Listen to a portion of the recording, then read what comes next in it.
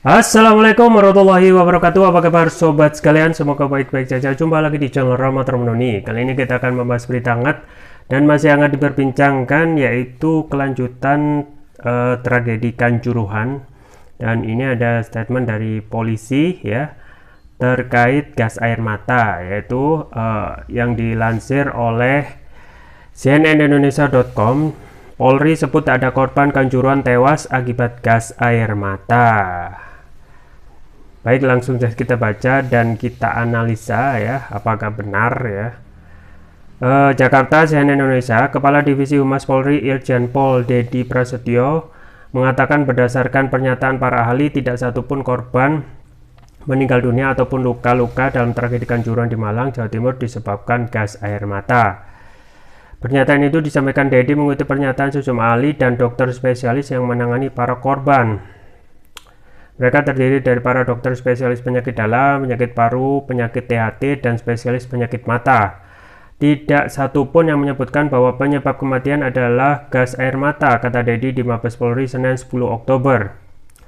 Dedi mengungkapkan berdasarkan pendalaman para ahli, para korban tewas dalam insiden Kanjuruhan akibat kekurangan oksigen. Para korban kekurangan oksigen karena berdesakan di pintu keluar stadion. Menurut Dedi, dari sedikitnya 131 korban meninggal dunia paling banyak akibat berdesakan di pintu 3, 11, 13, dan 14.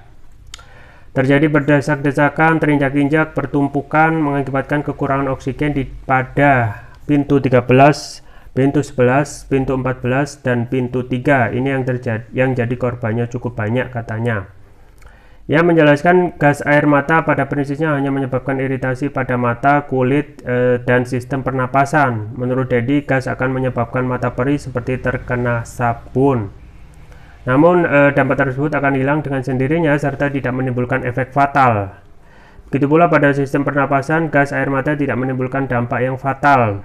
Menurut sejumlah ahli, kata Dedi, ya, tak ada gas air mata yang menyebabkan pada kematian.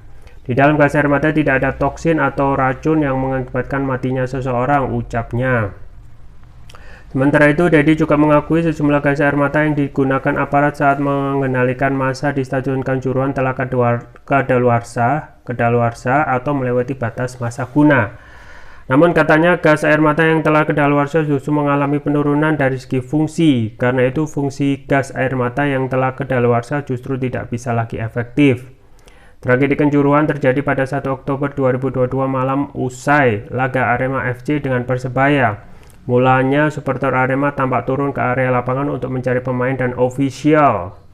Hal itu direspon polisi dengan menembakkan gas air mata ke lapangan dan tribun stadion. Akibatnya penonton berlarian karena panik. Mereka berlarian ke pintu keluar dalam kondisi senafas dan terinjak-injak hingga ada yang meninggal dunia. Sampai saat ini tercatat ada 131 orang tewas, 2 diantaranya merupakan personel polisi. Adapun polisi hingga kini telah menetapkan 6 tersangka terkait insiden di Kanjuruhan. Mereka adalah Direktur Utama PT LIB Ahmad Hadian Lukita, Ketua Panpel Arema FC Abdul Haris, dan Security Officer Suko Sutrisno. Sedangkan 3 tersangka lain adalah personel Polri, masing-masing Kabak Ops Polres Malang Kompol Wahyu Setio Pranoto, Kasat Samapta Polres Malang AKP Bambang Sidik Ahmadi, serta Komandan Kompi Brimob Polda Jawa Timur AKP Hasdarman. Berdasarkan temuan awal, Komnas HAM yang juga menerjunkan tim ke Malang untuk menginvestigasi tragedi Kanjuruhan, kekacauan berujung tewasnya seratusan orang itu bukan diawali kericuhan di dalam lapangan. Pihaknya justru menemukan kekacauan itu timbul karena gas air mata yang ditembakkan aparat untuk mengatasi supporter turun ke lapangan. Gas air mata lah yang membuat panik dan sebagainya sehingga ada terkonsentrasi di sana di beberapa titik pintu. Ada pintu yang terbuka sempit, terus ada pintu yang tertutup. Itulah yang membuat banyak jatuh korban, kata Komisioner Komnas HAM Khairul Anam dalam jumpa pers pada 6 Oktober lalu. Menurut Anam, kronologi peristiwa yang sebenarnya sesaat sebelum insiden itu penting untuk dialami sebab narasi awal menyebut para korban jiwa yang jatuh akibat kekerasan supporter. Ya sobat sekalian ya, ini adalah perkembangan ya penyelidikan kasus dan juga penyidikan ya, karena sudah ditetapkan tersangka 6 gitu ya. Tiga dari pihak penyelenggara yaitu PT LIP, yaitu Ahmad Hadian Lukita, kemudian Ketua Pampel Arema FC Abdul Haris, dan Security Officer Suko Sutrisno ya. Kemudian juga polisi juga menjadi tersangka, Kabag Ops Polres Malang ya, Kompol Wahyu Setio Pranoto, Kasat Samapta Polres Malang AKP ya, Bambang Sidik Ahmadi, dan serta Komandan Kompi Brimob Polda Jatim ya, AKP Hasdarman. Jadi memang temuan tentang tidak ada kematian akibat gas air mata gitu ya, itu bisa dinilai gitu ya, apakah benar seperti itu ya, karena memang sebenarnya kalau gas air mata yang kita ketahui memang kalau dikena kepada supporter itu memang tidak akan langsung menyebabkan meninggal dunia ya, karena tetapi kalau kita melihat video yang beredar memang yang tampak yang disampaikan oleh para dan juga investigasi dari Washington Post itu ya, penonton jadi panik ya, kemudian juga terjadi penonton terinjak-injak, kemudian kekurangan asupan oksigen ya. Tetapi yang harus menjadikan fokus ya, tidak hanya ya dalam tanda kutip seakan lari ya dari tanggung jawab bahwasanya gas air mata itu bukan penyebab kematian, tetapi tetap ya, kalaupun tidak ada gas air mata, kemungkinan untuk jatuhnya korban itu juga bisa diminimalisir gitu ya. Ya, yang kalau kita melihat jumlah korban paling banyak supporter itu memang di pintu 13 yang memang itu dikunci gitu ya, terkunci ya, yang seharusnya sesuai aturan itu 5 menit atau 15 menit itu harus dibuka gitu ya.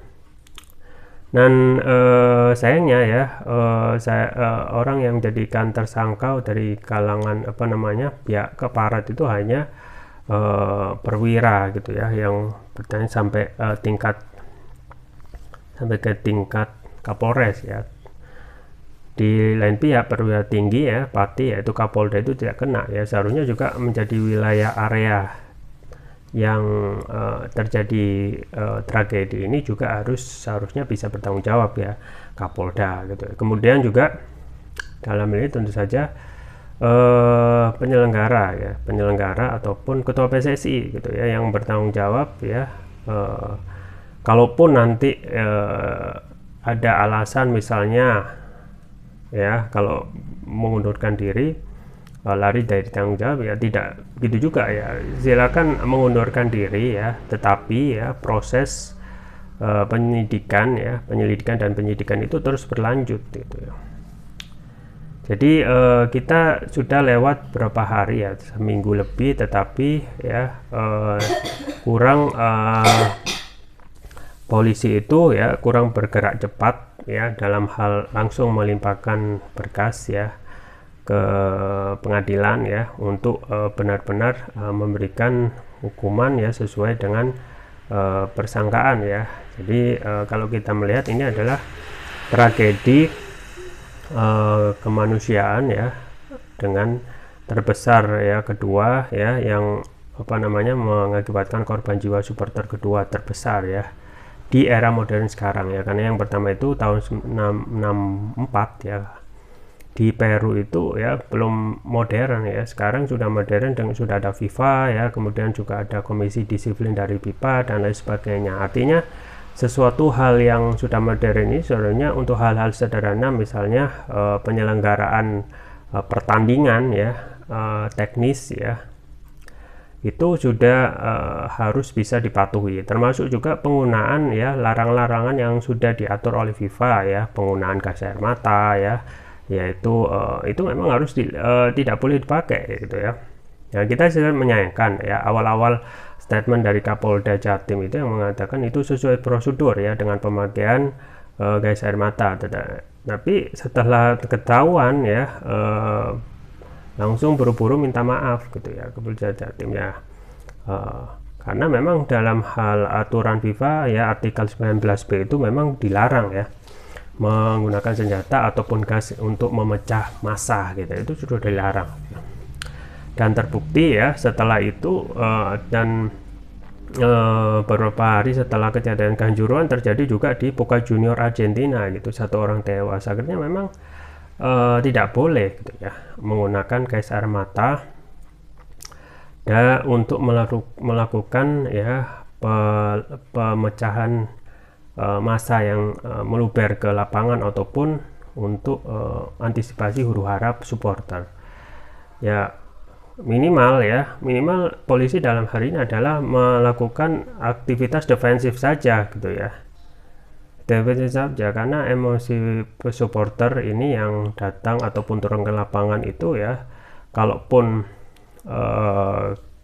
polisi bisa berlaku defensif ya, itu akan selesai juga gitu ya, tanpa mengakibatkan korban jiwa gitu ya, atau melakukan pengamanan atau melakukan penambahan aparat untuk melakukan pengamanan ya yang jumlahnya banyak itu ya, tanpa melakukan aktivitas kekerasan kepada supporter ya. Ingat bahwasanya supporter itu adalah yang harus ya rakyat ya pada umumnya itu ya adalah seseorang yang harus diberikan keamanan ya oleh polisi ya.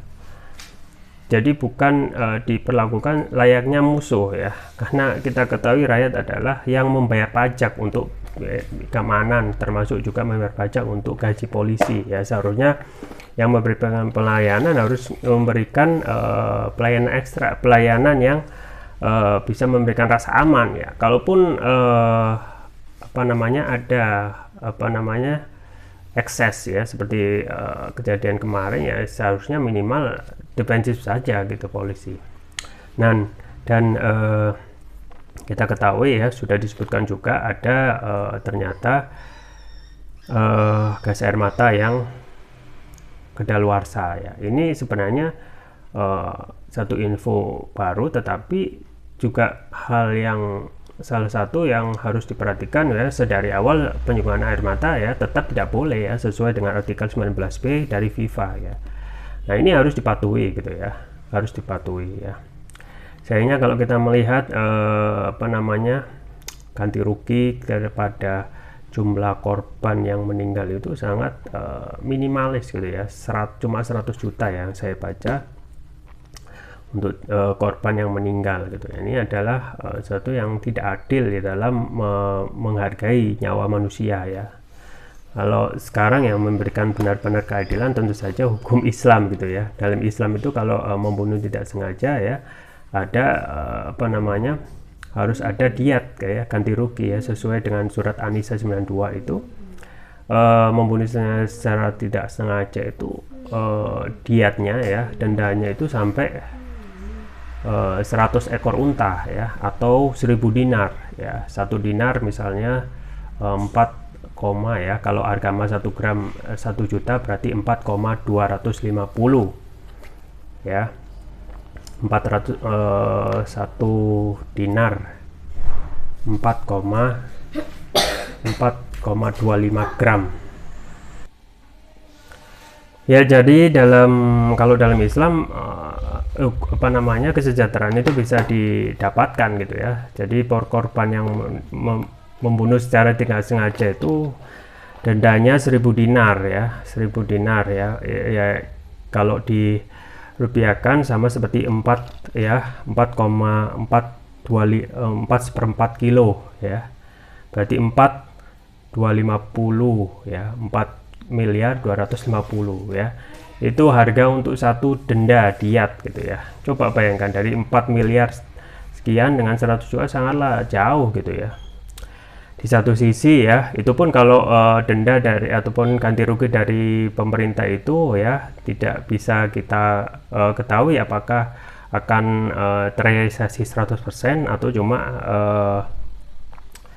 apa namanya, catatan di kertas saja gitu ya. Tetapi di Islam jelas ya, ini yang membedakan apa namanya, keadilan yang mensejahterakan dengan menerapkan hukum Islam dengan ganti rugi diat pada orang yang meninggal ya, orang yang membunuh ya secara tidak sengaja gitu ya.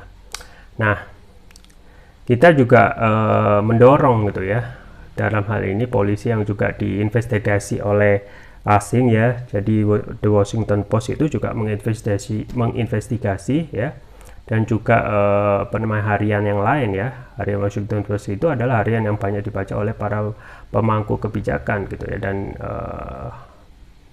hasil investigasinya ya tidak mungkin jauh dari hal yang kebenaran ya, banyak validnya gitu. Di antaranya adalah apa namanya, kewenangan polisi yang sangat luar biasa ya, mendekati tindakan seperti militer, dan tidak ada tindak lanjut ketika polisi itu melakukan tindakan represif. Ini yang juga disoroti oleh media di luar negeri gitu ya, dan kita ketahui memang seperti itu ya, kewenangan luar biasa yang berasal dari polisi ya, dari proses penyelidikan, penyidikan ya, kemudian penetapan pasal-pasal yang disangkakan ya, orang itu ditetapkan ditangkap atau tidak ya, padahal sesuai KHP itu kalau minimal 5 tahun itu harus ditahan, tetapi kalaupun alasan subjektif itu bisa diambil oleh polisi, itu bisa saja tidak ditahan ya. Belum lagi untuk melakukan dalam hal ini ya, penangkapan dan lain sebagainya, dan tidak ada ya yang dalam ini yang bisa mengontrol kewenangan yang luar biasa dari Polri. Nah, ini perlu adanya ya. Belum lagi kasus-kasus yang melakukan polisi itu dalam hal ini penanganannya tidak begitu memberikan kepuasan kepada publik ya. Nah, ini juga perlu adanya evaluasi ya, dengan adanya juga ya kasus Sambo yang kemarin ya, patut diduga ada dugaan ya, ada konsorsium Sambo, ada konsorsium 303 yang melibatkan Sambo itu ya, kemudian juga dana dari judi online ya, kalau nggak salah ya, dugaan ini 155 sesuai temuan dari PPATK, dan itu saya kira seperti gunung es saja gitu ya, yang hanya terungkap sedikit tetapi yang tidak terungkap lebih banyak. Dan inilah ya yang harus kita takutkan ya, polisi yang menjadi harapan, menjadi apa namanya, memberikan keamanan ya, kenyamanan, dan juga menegakkan hukum, itu tidak bisa objektif lagi ya, memberikan keamanan dan kenyamanan, mengayomi masyarakat secara apa namanya, sesuai dengan hukum yang berlaku dan keadilan gitu ya. Nah, kita tunggu saja ya apa namanya, prosesnya ya, meskipun terkesan jauh ya, tetapi kita tetap mendorong kepada polisi agar bersikap fair ya, kemudian juga tidak hanya ya melindungi orang-orang aparat di bawah saja ya, aparat di atas, terutama dalam ini minimal Kapolda Jatim yang kemarin, yaitu Niko Afinta yang sekarang sudah dimutasi, itu seharusnya ya juga harus bertanggung jawab gitu ya, karena sudah melemparkan statement juga bahwasanya gas air mata itu sesuai prosedur ya, dan juga ada desakan dari warganet ya, rakyat ya, dalam petisi change.org tentang keinginan mundur dari Ketua PSSI Iwan Bule, itu harus benar-benar menjadi apa namanya, harus ditindaklanjuti ya, untuk memberikan kepercayaan publik lagi kepada PSSI, pemerintah, dan juga aparat kepolisian. Ya, itu yang bisa saya sampaikan, semoga bermanfaat. Jangan lupa like, share, dan subscribe. Sampai jumpa lagi. Wassalamualaikum warahmatullahi wabarakatuh.